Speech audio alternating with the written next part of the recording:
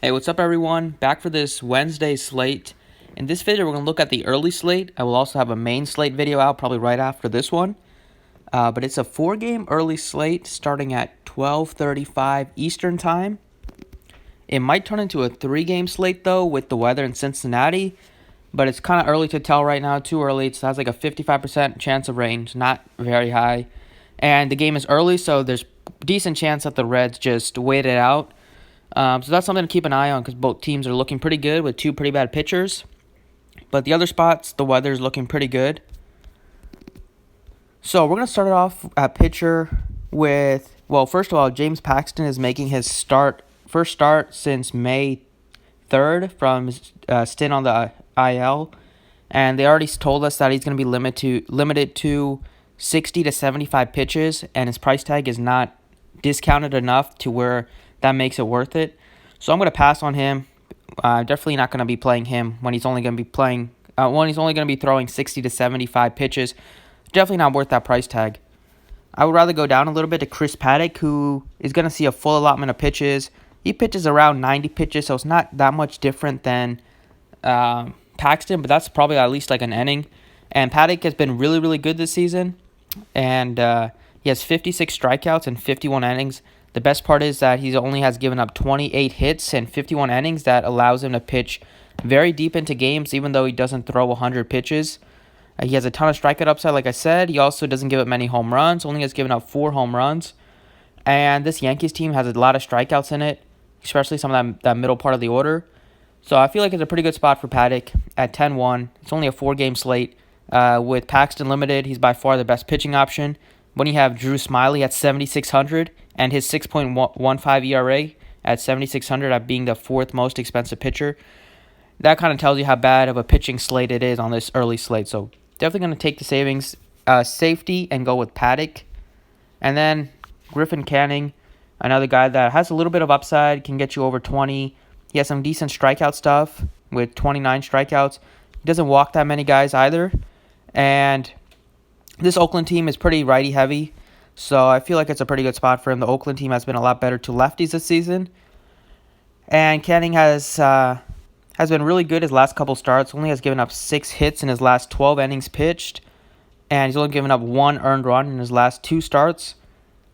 And in the AAA, he was really good too. So I feel like it's a pretty good spot for him to continue his success here at 8,300. He also gets a pretty good ballpark upgrade.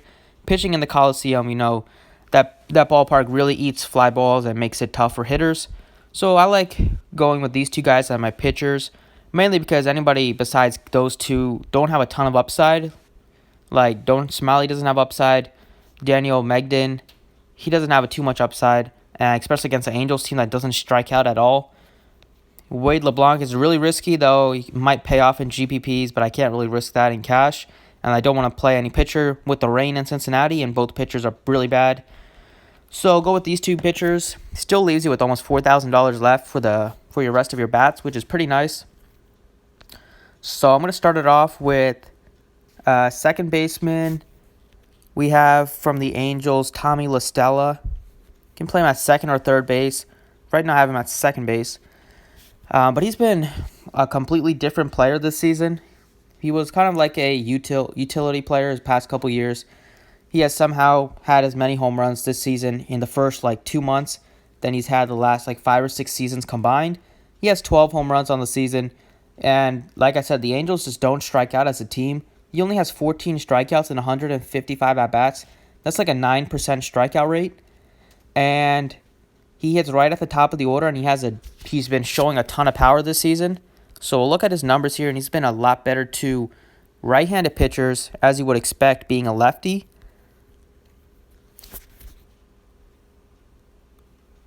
So we'll just glance at his numbers against right-handed pitching this season. They've been off the charts. It's a .317 batting average to righties this season.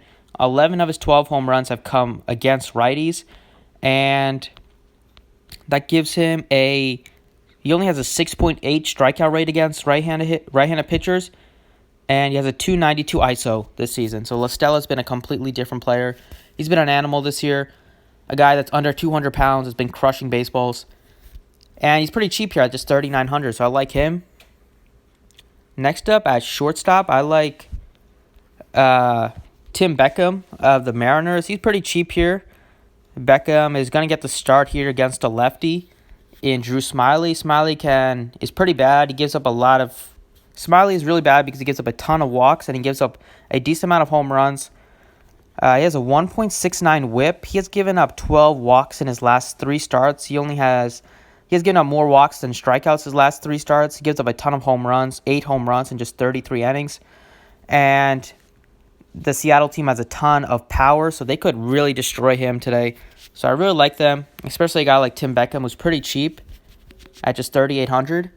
And Beckham has been a lot better to left-handed pitchers this season. And over his career, he's been a little better to lefties. But this season, he's been pretty noticeably different to lefties, even though it is a smaller sample size. But he has a .333 batting average to lefties, over 100 points higher than his numbers against righties. And he has 3 home runs and just 45 at-bats, which gives him a .244 ISO. And for his career, he has like an 11 points batting average is higher against lefties. He also has a little higher ISO, I believe. Yeah, 192 ISO against lefties, and the slugging is like 30 points higher. So it seems like a really good spot for Tim Beckham here at just $3,800.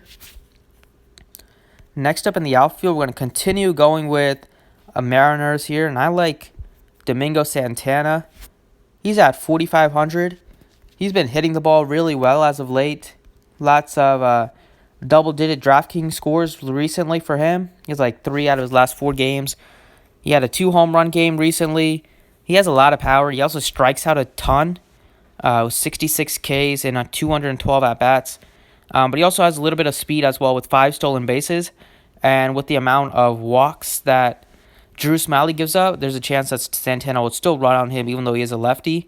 And we know the Texas catchers are complete trash at throwing out runners, which is why Malik Smith took off against them 4 times the other day. The Texas backstops just can't throw runners out. They have the lowest caught stealing percentage in the league. Jeff Mathis does, and I'm assuming he's going to start today. But Santana's only $4,500. It's a pretty good price tag for him, and he has been hitting the ball pretty well against lefties. So we'll look at Domingo Santana here.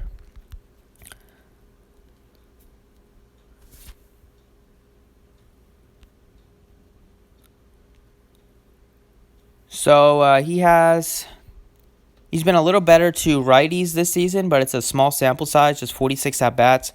But the power numbers are still there. He's been a lot more powerful against lefties with a .522 slugging and a .283 ISO this season. And out of him, that's all I'm looking for is power. He also, look at his career numbers too. I believe he's been a little better to lefties. Or career numbers are pretty similar. 261 average to lefties, 265 batting average against righties. And the power numbers are still a lot higher against lefties, though, with a .216 career ISO compared to a .193 ISO against righties. And his slugging is higher, and so is his WRC+. So I'd rather take the career numbers out of Santana. Gets a tremendous matchup against Drew Smiley, so take advantage of him. And then last but not least, I like another Angel, and you can guess it. It's going to be the same guy I had yesterday. Shohei Ohtani is $3,500. Once again, he's ridiculously cheap on DraftKings. They had him at $3,300 yesterday, and now he's $3,500. The matchup is fine here against Megden. I showed you guys yesterday how amazing Ohtani is against right-handed pitching. And on this slate, if you look at guys in his price range, you're not getting many good options. You're getting a lot of guys that haven't played this season. And so you get a bunch of guys that haven't played this year that are hurt. Maybe you could look at like Piscotty here. That's a little more expensive, and he's been hitting the ball well. But playing Griffin Canning, I kind of like to avoid my hitters against him. But on a short slate, I have no problem playing like a few athletics. But Ohtani is just a little too cheap at $3,500. Like he should be like over $4,000 when he's facing a righty. He hits like second or third. I believe he hits third in the batting order. And if you haven't seen the stats from yesterday, if you missed the video, I'll show you his numbers against right-handed pitching for his career. It's been a short sample size this season, but from the start of 2018, he has a .296 batting average against righties and a ridiculous .307 ISO. So he absolutely crushes the ball against righties, and the A's. I like the offense today a little bit against Megden. So I have no problem going with him. He's underpriced, as is Tommy LaStella. So that's pretty much it for the video. Hope you guys enjoyed it. I'll also be posting the main slate video. So thanks for watching. You can drop a like down below, and good luck today.